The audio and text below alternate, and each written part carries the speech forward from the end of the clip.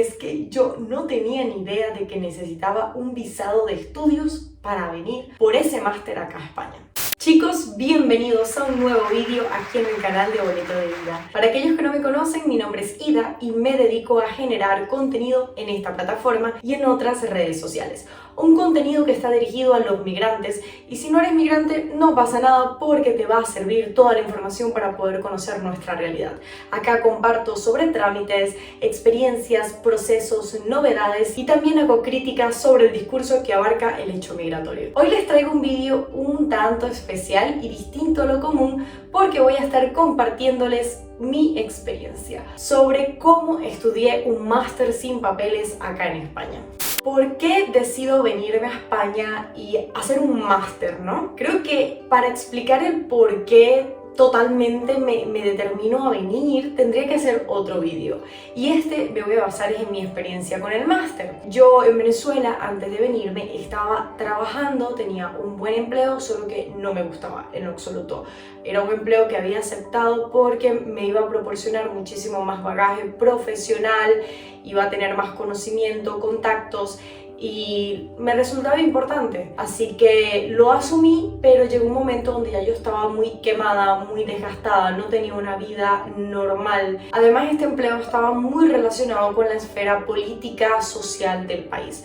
Por lo tanto, te afectaba más emocionalmente, por lo menos en mi caso era así, y más para mí que siempre he tenido una posición muy crítica y nunca he estado a favor del gobierno en Venezuela. Así que yo necesitaba salir de ese empleo, necesitaba abrirme al mundo, sentía que era muy joven y tenía muchas oportunidades que quizás me estaba perdiendo. Tengan presente que yo me gradué de la universidad con 20, pero realmente terminé la escolaridad porque yo estudié criminología con 18 años. Así que desde los 18 ya estaba en la institución en la que estuve trabajando los últimos años antes de venir a España. Tenía 20, ya no quería continuar allí, así que necesitaba buscar alguna forma en la que pudiese salir de una manera muy diplomática. Yo desde hace muchos años había querido venir a estudiar a España. De hecho, una de mis ilusiones era estudiar en la Universidad de Cervantes, en Salamanca. Yo creo que esto surgió cuando yo tenía cerca de 13 años, 12 años. Ya estaba por terminar el bachillerato, porque sí, me gradué con 14 años de bachiller, y mi sueño era venir a España a estudiar criminología acá, que era la profesión a la que yo me quería dedicar. Así que de hecho vine en ese momento a presentar la prueba de acceso a la universidad. Pero yo era menor de edad, yo tenía 14 años, además yo no tengo una buena relación con mi padre biológico y en ese momento pues había que llegar a un acuerdo, tanto él como mi madre, para poderme permitir estar aquí, vivir acá. Alguien tenía que asumirme legalmente, en fin, había que hacer muchos procesos que me complicaban el poder empezar las clases en el periodo normal del resto, así que iba a perder como un año y no me apetecía perder un año, así que terminé quedándome en Venezuela. Pero sí, ya yo había venido a España, ya yo conocía un poco y eso me ayudó porque también ya tenía gran parte de mi documentación legalizada y apostillada. Así que pensé, me gustaría irme, me gustaría conocer mundo. Y empecé a postularme a distintos másters. En ese momento me planteé México y por supuesto España. México porque ya lo había conocido en una oportunidad que fui a un congreso, me gustó muchísimo. Conocía un poco a la comunidad de criminólogos en México, pero España siempre había estado en mi corazón. Así que me postulé a unos 2 másters aquí y creo que a uno en México. Todo esto comienza en el 2016.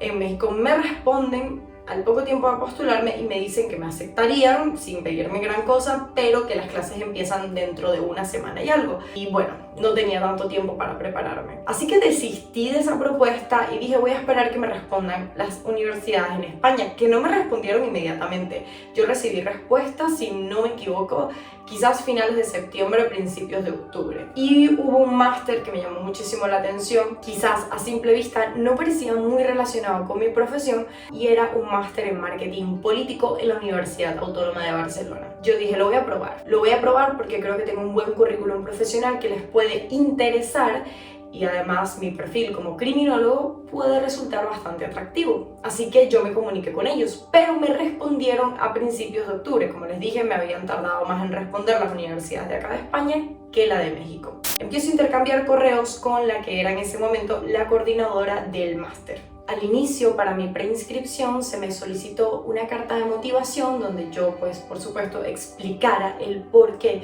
yo consideraba que tenía que ser escogida para poder hacer este máster. Mi currículum y mi expediente académico como criminólogo, lo que era el pensum de estudio y las notas que había tenido durante mi carrera. Hacer el ensayo o la carta de motivación fue una de las cosas que más me gustó, porque justamente hace unos días me habían compartido un libro que me lo devoré, que se llama Las tácticas de poder de Jesucristo y otros ensayos. Yo leí ese libro y yo ahí sentí que yo tenía que dedicarme a todo el tema de la comunicación política, de verdad. Así que encajó muchísimo con lo que tenía que expresar para ingresar al máster. Ahora bien, luego que yo envío los documentos de preinscripción y me dicen que sí que me ajusto el perfil y que les puede agradar, ellos me pautan una videollamada para entrevistarme, para conocerme más a fondo.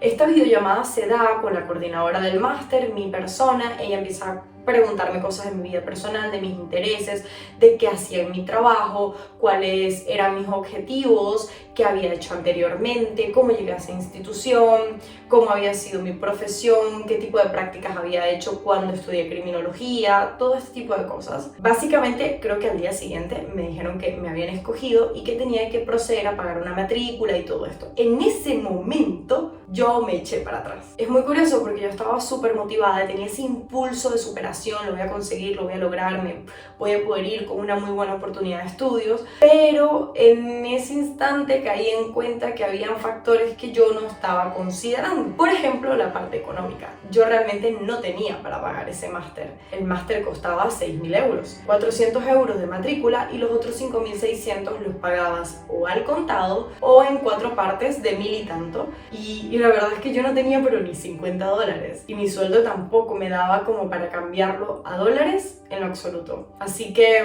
ahí sí fue cuando empecé a pensarlo un poco mejor y consideré que estaba actuando por impulso y que creo que no era la mejor opción para mí. Entonces decidí comunicárselo a los del máster, explicarles que bueno, que económicamente para mí no iba a ser viable, así que yo prefería pues prescindir de esa plaza que me estaban apartando. Y ellos me empezaron a insistir muchísimo. La coordinadora del máster me escribía, me llamaba, me enviaba correos. Se lo comenté a mis padres porque tampoco lo había hablado con ellos. Cuando lo hablo con ellos, sobre todo con mi madre, ella me dice: tienes que hacerlo, ya buscaremos la manera, ya buscaremos el dinero, pero te han aceptado en un máster en una buena universidad y yo creo que deberías intentarlo, tú tienes mucho potencial. Así que al final eso que me dijo mi madre, estoy parafraseando porque no recuerdo exactamente cómo me lo dijo, me impulsó a dar ese paso. Entonces acepto lo del máster, me mandan una comunicación indicándome que ya me habían escogido y eso se lo presenté a quien entonces era mi jefa y le comuniqué que pensaba renunciar. Quiero aclarar una cosa, y es que al final ellos me aceptan y creo que era 17 de octubre y las clases empezaban el 14 de noviembre. Así que todo era muy justillo y era otro de los motivos por los cuales yo empecé como a echarme para atrás. Otro asunto muy interesante aquí en esta historia es que yo no tenía ni idea de que necesitaba un visado de estudios para venir por ese máster acá a España. Así que cuando ellos me aceptan, recuerdo que había una directora en nuestra institución que se dedicaba al tema de las relaciones internacionales. Así que ella fue la primera persona que yo le dije: doctora, me han aceptado en el máster, por fin me puedo ir de la mejor manera. Y ella me ayudó un montón, pero sí me dijo: necesitas un visado de estudios. Y yo le digo: ¿pero cómo? Porque no me queda casi nada, me tengo que ir dentro de 3 semanas prácticamente. Ella tenía contacto con el embajador de España en Venezuela y habló con él y él le dijo que pues, no había manera de agilizar en lo absoluto todo ese proceso, que en el mejor de los casos el visado me lo podían aprobar en unos 2 o 3 meses desde que yo colocara la solicitud. El detalle estaba en que hacer la solicitud implicaba que tenía que recabar un montón de requisitos, como les comentaba, que yo no tenía. Y uno de los más importantes, que de hecho lo comenté en el vídeo de visado y estancia de estudios, era el tema de la solvencia económica. Yo no tenía cómo corroborar mi solvencia económica. No tenía ningún familiar que tuviese esa capacidad para poder servir de avalador, o mis padres no tenían en lo absoluto ahorros y yo por supuesto menos. Yo tenía 2 cuentas en Venezuela en la moneda de mi país, pero no mucho más, y que juntas no llegaban creo que ni a $50. Ahí estaba un poco mal y ya supe que no iba a poder pedir ese visado. No creo que lo haya pensado mucho, sino fue como, bueno, no puedo hacer esto, no pasa nada, sigo adelante y me voy, y eso hice. Recuerdo que luego, cuando ya tenía casi todos mis documentos para poderme venir, había conseguido el pasaje súper económico después de hacer 1000 vueltas y colas, etc. Conseguí que cuando renuncié, como tenía muy buen trato con lo que era la directora de recursos humanos y con todas estas personas, pues me pagaran todo lo que se me debía de vacaciones que yo no había tomado, entre 1000 cosas más. Como que pude reunir al máximo algunas cosas. Recuerdo que las vendí, mis padres intentaron ayudarme lo más que pudieron y eso fue muy bonito. Recuerdo una amiga me prestó $200, si no me equivoco, para yo poder venirme, porque no tenía absolutamente nada, y los otros 200 los reuní con parte de lo que yo había podido conseguir, que si otra persona me dio $20, que si el otro me dio 10, y así conseguí 200. Me vine con unos $400. Pagar, de hecho, también la matrícula fue todo un conflicto, porque yo no tenía cómo pagar la matrícula y tenía que pagarla antes de venirme, la matrícula del máster, pero por suerte el hijo de una trabajadora del sitio donde yo me encontraba, él estaba en Madrid, entonces me hizo el favor de pagarlo, y yo a esta persona, a su mamá, le pagué en Venezuela. Vamos a poner que en esas 3 semanas, corriendo a lo loco, logré como conseguir $800, porque conseguí pagar esa matrícula, quizás un poco más porque la matrícula se pagó en euros, y conseguí venirme con $400, que de esos $400, 200 eran prestados. Ahora, me voy el 15 de noviembre. Ya por supuesto habían comenzado las clases, porque creo que comenzaban el 14, como les había comentado. Quizás habían empezado un poco antes porque hacían algunas actividades para que se conocieran con los profesores, con los alumnos antiguos, etc. Yo todo eso me lo había perdido. Y llegué a Madrid, Barajas, el 15 de noviembre. Súper asustada, porque por supuesto yo era consciente de que no venía de la mejor forma. No venía con toda la documentación en regla para entrar como estudiante. Así que nada, yo estaba súper rayada, porque yo dije, me van a ver una chica sola, joven, que viene de Latinoamérica, que aquí los vuelos que vienen de Latinoamérica son pues algo a lo que le tienen mucha atención, porque saben que muchos de nosotros venimos y después decidimos quedarnos, porque conseguimos aquí las oportunidades que nuestros países no pueden darnos. Así que siempre hay mucho control en esos momentos que llegan los vuelos. Y recuerdo estar haciendo la cola y los de seguridad viendo a todo el mundo de arriba abajo, un ambiente muy hostil, apartaban a las personas de la cola, se las llevaban a otra parte, y yo estaba en pánico. Yo sí tenía una carpeta que yo me había preparado con todos los detalles del máster, la carta de aceptación, el pensum, mis papeles legalizados, apostillados, así que yo tenía como que todo, cualquier cosa si me preguntaban, yo mire, es que de verdad me aceptaron, mire todo lo que he hecho. Cuando llego a la ventanilla del funcionario de migración y le entrego mi pasaporte, él me saluda: hola Dalix, ¿cómo estás? ¿A qué vienes a España? Mientras está mirando mi pasaporte y el sistema, por supuesto. Y yo le dije, súper confiada en mí misma, vengo a hacer un máster en la Universidad Autónoma de Barcelona. Y recuerdo que él está así mirando mis documentos, levanta la mirada y me dice, qué bueno, te deseo muchísimo éxito, y sella y me entrega el pasaporte. Y yo me quedé como en blanco, y recuerdo que no me moví, o sea, me quedé como esperando que él me dijera algo más, porque yo dije, es que en mi pasaporte no hay visado de estudiante. Y en ese momento quiero aclarar que tampoco podías tramitar la estancia de estudio si entrabas como turista. Luego eso se habilitó unos años después. Así que me quedé ahí como pasmada, y recuerdo que el de seguridad me dijo, avance, avance. Y yo como, Dios mío, después de todo lo que había esperado, casi una hora en cola, yo tuve muchísima suerte de que ese funcionario me abriera las puertas a este país. Pero bueno, después que logro pasar todo esto, que busco mi equipaje, me recibió una amiga, estoy en Madrid unas horas, en la madrugada me voy a Barcelona. Para los que no saben, yo no viví en Barcelona los primeros meses, yo viví en Figueras, así que era llegar a Barcelona, de Barcelona irme a Figueras, que eso ya está llegando a Francia, y al día siguiente, el 17, era que yo podía ir a la universidad. Llegué a la universidad, llegué, empecé a firmar mis papeles y entré a mi primera clase. Y recuerdo que claro, ya todos se conocían y fue como verme y era como, porque has llegado más tarde que nosotros, ¿de dónde vienes? Y yo, no, soy de Venezuela, es que bueno, arreglando los papeles me he tardado, etc. Mi salón de clase era muy pequeñito, éramos, no sé, supongo que unos 20 y algo de estudiantes, todos nos conocíamos y la mayoría éramos de Latinoamérica. En el máster veíamos clase 3 días a la semana, si no me equivoco era jueves, viernes y sábado. Seguramente si alguien que estudió conmigo está viendo este vídeo me corregirá aquí abajo. Pero recuerdo que era jueves y viernes por la tarde y sábados por la mañana. A mí se me hacía un poco complicado porque al principio, como yo estaba viviendo en Figueras, eran 2 horas en tren y a veces yo tenía que llegar 1 hora antes a Barcelona porque si cogía otro tren iba a llegar súper tarde. Entonces también nos medían mucho la asistencia. La primera semana es genial, aunque yo estaba muy perdida, pero ya después la segunda semana yo comienzo a trabajar. Me sale una oportunidad que ya hay un vídeo donde yo explico mi experiencia trabajando sin papeles en Barcelona. Si lo quieres ver, aunque es muy largo y lo lamento, pero si lo quieres ver con mucha calma te lo dejo por aquí arribita. Ahora, yo empecé a trabajar, así que yo trabajaba por la mañana, corría luego al máster, era una locura. No tenía casi tiempo de estudiar, tampoco tenía ordenador, así que yo tenía que hacer los trabajos en un locutorio. Y nos ponían a hacer unos ensayos, si no me equivoco, mensuales de unos libros. Nos colocaban un libro y de eso había que hacer un ensayo. Yo no tenía ni computadora, a veces no tenía para comprar los libros, al principio un poco sí, pero después se me hacía muy justo y aunque iba a las bibliotecas, porque algo que hice fue inscribirme en la biblioteca aquí en Barcelona, a veces en la biblioteca el libro ya estaba agotado, ya estaba prestado. Pasaba un poco de trabajo con el tema de los ensayos.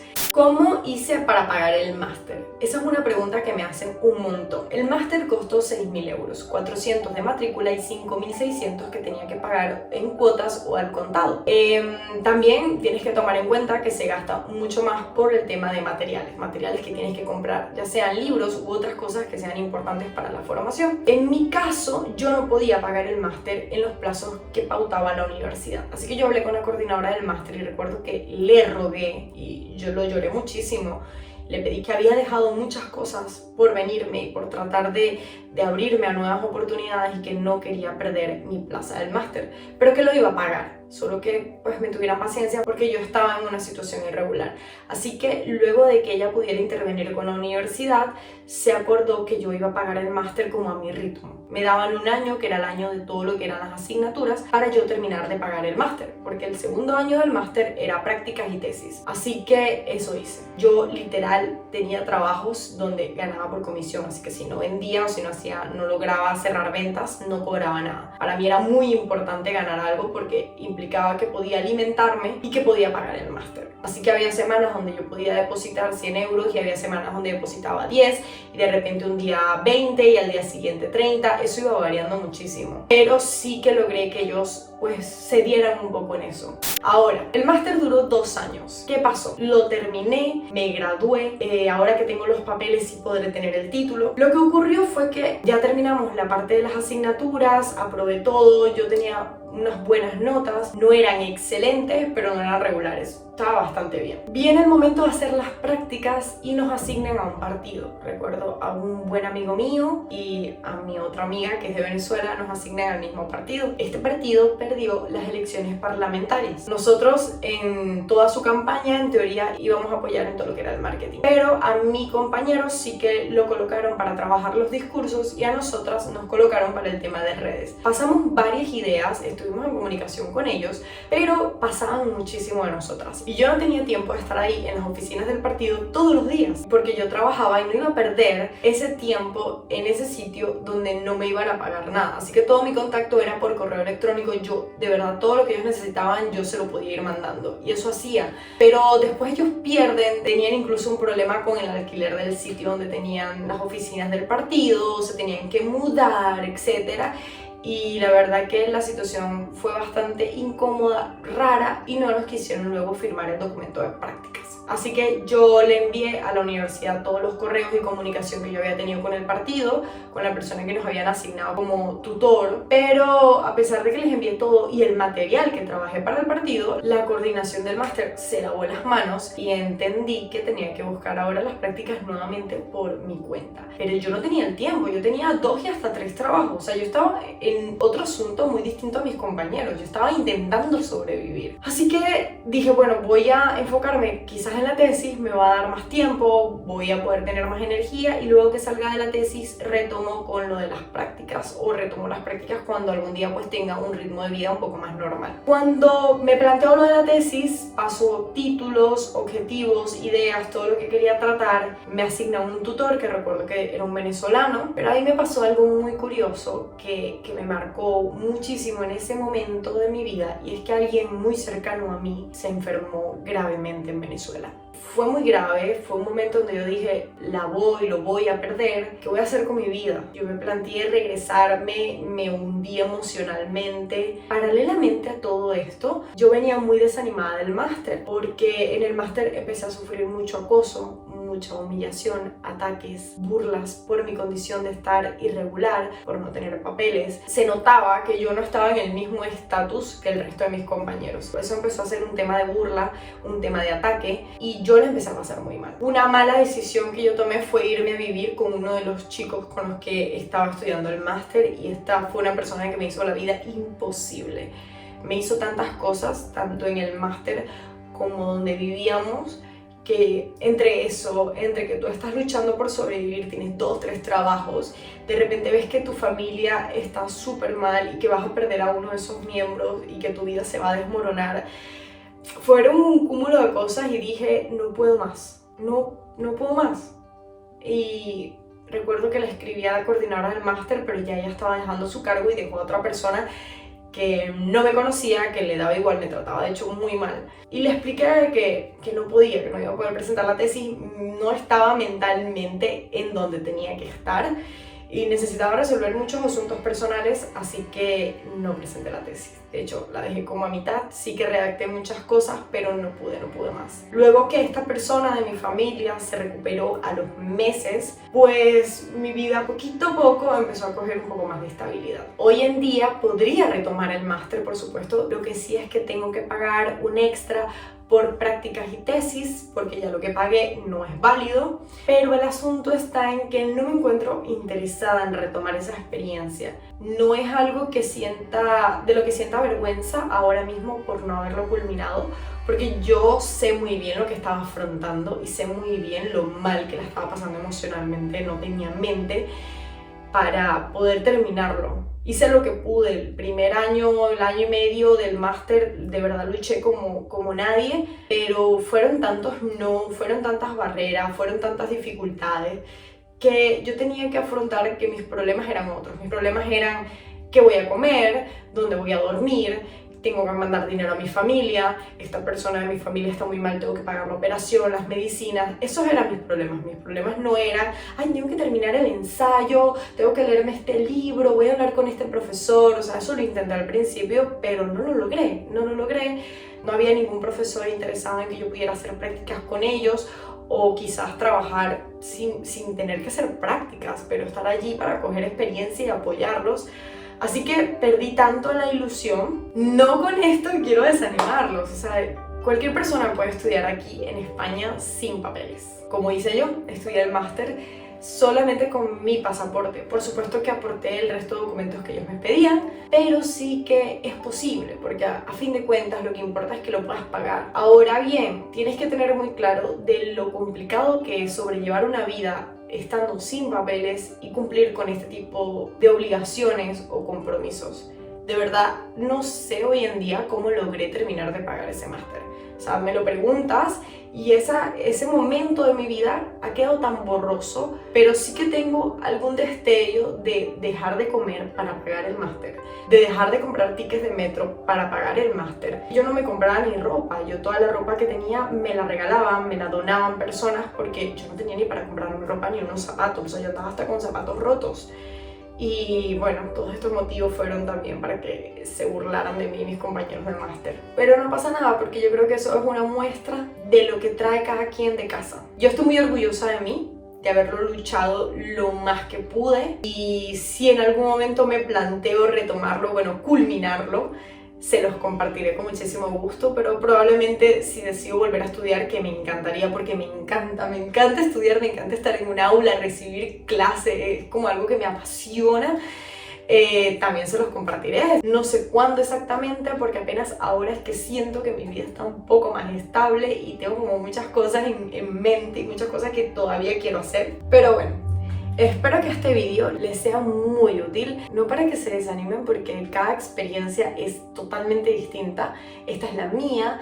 Así algunas personas se quitan ese vendaje de creer que a mí la vida se me hizo súper fácil y estar aquí y el máster fue muy sencillo. No lo fue. Podría explicar mil cosas más que viví en el máster, pero prefiero dejarlo allí, iniciar tus primeros años como migrante y además estar en un espacio donde constantemente te atacan. No es lo mejor, no es lo más agradable. Recuerdo que para mí al principio el máster era ese huequito donde yo me podía despejar y soñar en que yo iba a conseguir grandes cosas aquí y todo esto, y después se convirtió en un infierno. Entonces era un infierno el trabajo, era un infierno el máster, y no me encontraba muy bien, no la estaba pasando nada bien. Pero bueno, no pasa nada porque son etapas, te ayudan un montón a crecer, a endurecerte, y yo estoy muy feliz con lo que intenté, con lo que alcancé, y en verme tan capaz de sobrellevar tantas vicisitudes. O sea, es que hoy en día pienso en la ida del 2016, 2017, 2018, que luchaba tanto con el máster, con el trabajo, que estaba luchando tanto con la vida y no sabía cómo iba a terminar su historia como migrante, aún no lo sé. Pero estoy muy orgullosa de esa ida. Estoy muy orgullosa y no sé, me saca muchas sonrisas. Por cierto, ya para terminar este story time, miren, he descubierto que una de las primeras actividades a las que asistí en el máster fue a este foro, que era como un foro conversatorio sobre el tema de refugiados. Recuerdo que fui la única que se apuntó y fui a esto, me encantó. ¿Quién iba a creer que hoy en día iba a tener un canal de YouTube donde hablaba sobre el tema migratorio? Yo no me lo iba a creer. Gracias a todos por acompañarme en este vídeo tan particular. Lamento que les haya dado tal vez tanto la lata, como dicen aquí, o que haya hablado tanto. Espero que hayan estado muy cómodos, muy amenos este ratito que estuvimos conversando. Y quédense muy atentos porque por supuesto vienen más vídeos a este canal de YouTube. Gracias por todo el apoyo que me dan constantemente, por sus comentarios, por sus likes, por esa buena vibra que todos los días me llega, por creer en mí, porque yo también creo en ustedes. Son los mejores suscriptores que puedo haber en esta comunidad de YouTube. Así que muchas gracias y nos vemos muy pronto aquí en el canal de Boleto de Ida.